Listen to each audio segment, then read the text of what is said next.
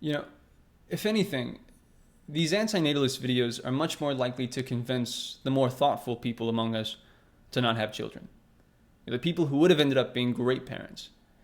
And this renders your little advocation of this philosophy as having an overall net negative impact.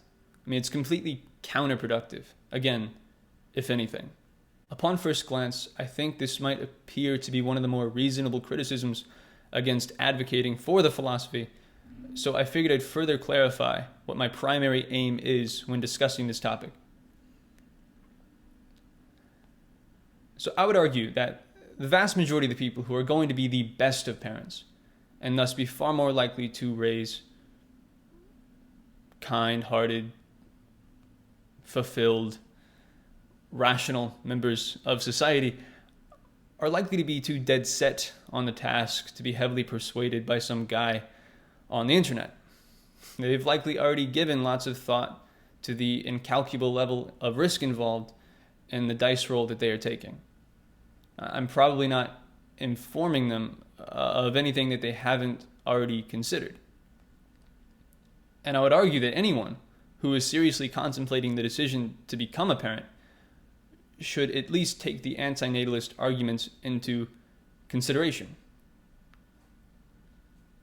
But no, from my experience, videos like these are, if anything, far more likely to get some of the people who are deeply caught up in their own personal lives to stop for a moment and briefly consider the appalling level of suffering that they stand to impose via reproduction. It takes some additional amount of time to contemplate the immensity of the decision to have children. And this is not only a far more realistic goal when discussing the philosophy, it's also a far more positively consequential one.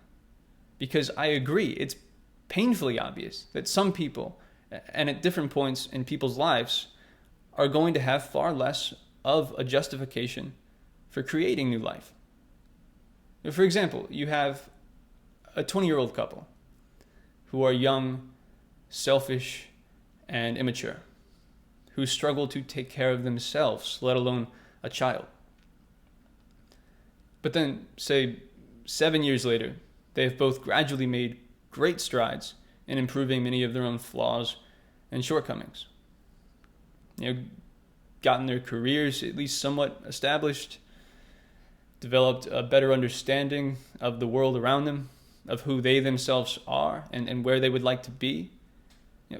Fucking character development. So while growing together over the years, they have given the decision to have children lots of thought and preparation, both emotionally and financially. So at 20 years old, they would have been far more likely to raise aimless victims of suffering, who would have been far more likely to create many more aimless victims of suffering throughout the generations, and the cycle would have been quite likely to repeat itself for quite some time, as they typically do. Whereas now, at 27, they have significantly grown together and as individuals, and have become far more likely to raise kind, compassionate, thoughtful human beings who are able to find some sense of purpose in their existence, some meaning in their suffering, of which there will eventually be plenty, even in the best of lives. Suffering, that is. And when you start getting to things like finances, household income, there are going to be more gray areas to consider. There are plenty of people who don't make all that much money who will go on to be amazing parents, who will raise a conscientious, considerate person that helps improve upon the lives of others. And in contrast, there are plenty of wealthy people who will go on to be horrible parents, who will raise a callous, narcissistic, pleasure-chasing robot, an existence without any substance, an existence that won't cover its own cost in the end, let alone positively contribute to the lives of others. The point is, there's just no getting around the fact that human life is a very, very intricate web of interactive, conscious experiences. An inconceivable number of actions that continuously result in an inconceivable number of consequences on a massive scale. Lots and lots of cause and effect.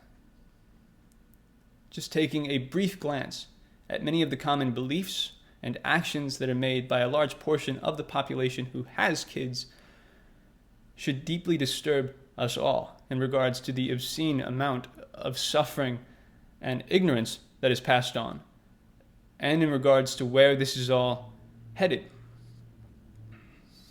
So to claim that the solution to the problem of suffering is to be found in advocating that everyone needs to just stop having kids and repeatedly hammering this home, it's just never going to be all that effective in regards to reducing and preventing pointless suffering.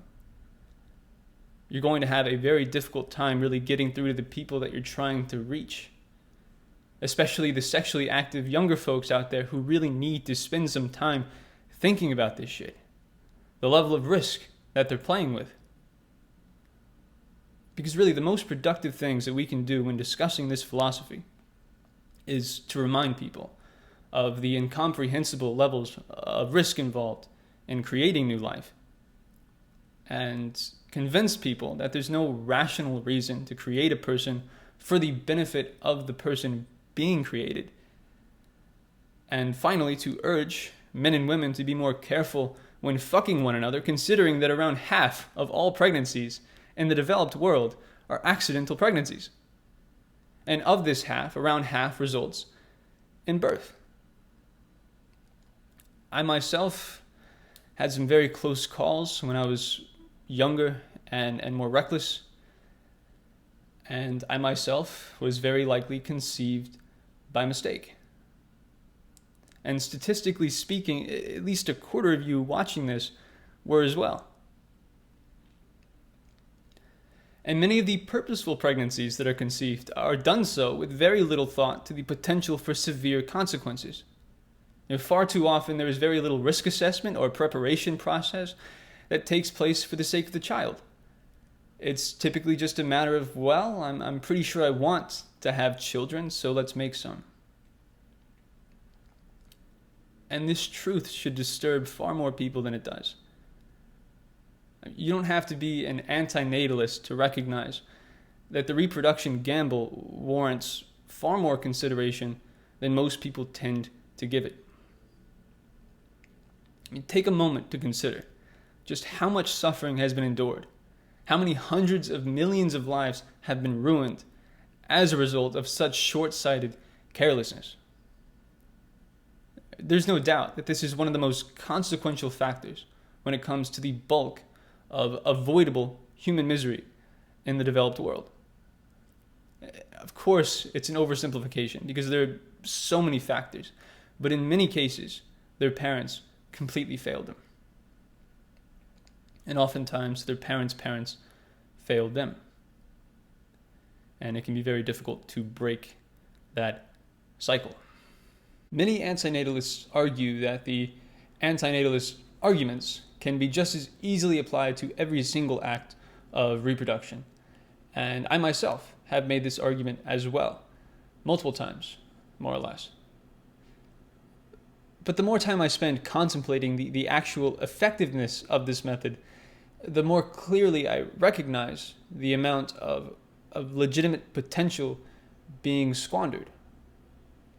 Gradually, I've found that approaching the advocation of the philosophy in a more malleable way to be far more effective at getting a greater number of people to give greater consideration to the decision to have children and to be more careful in their actions, which is, again, a far more constructive, realistic aim than attempting to completely convince people that it's always completely ethically wrong to create children, even in great conditions, and shaming parents for doing so, which is a legitimately counterproductive course of action that is commonly taken among antinatalists. And to clarify, I'm not necessarily suggesting that anyone should have children in an attempt of slightly minimizing the uneven birth rates that lean heavily in favor of the more young and reckless among us. I still do feel that there are generally better, less risky alternatives of attempting to positively contribute to the world around us. But I am arguing that this really is by far the best attempt at a rational justification for creating new life, in an attempt of preventing or at least delaying further idiocracy. Because again, it doesn't take much looking around to recognize that the people who are the least fit to take the gamble are far more likely to repeatedly, recklessly roll the dice. So to sum it up, generally speaking, the more we can come to terms with the realistic, pragmatic potential that exists in discussing these pessimistic ideas, the more effective our efforts will ultimately become in regards to positively impacting the world around us, in regards to making some actual positive difference. Upon attempting to study over the actual effectiveness of this method more objectively, and basically just trying to find the most optimal ways of urging more people to give the crucial decision as to whether or not to have children the utmost respect that it deserves. I'm not here to shame anyone who's already had kids. It doesn't do any good. I just want people to take this shit more seriously. I mean, it's the biggest decision you'll ever make in your life. It's likely the most consequential thing you'll ever do with your life. And the severe potential for consequences stand to affect far more than just yourself. That's it. Just don't rush into it. At least try to get your shit together first. If you don't want kids, be as careful as you possibly can. And if you do think that you may want to have children, just continue to give the decision the deep contemplation that it deserves. That's it.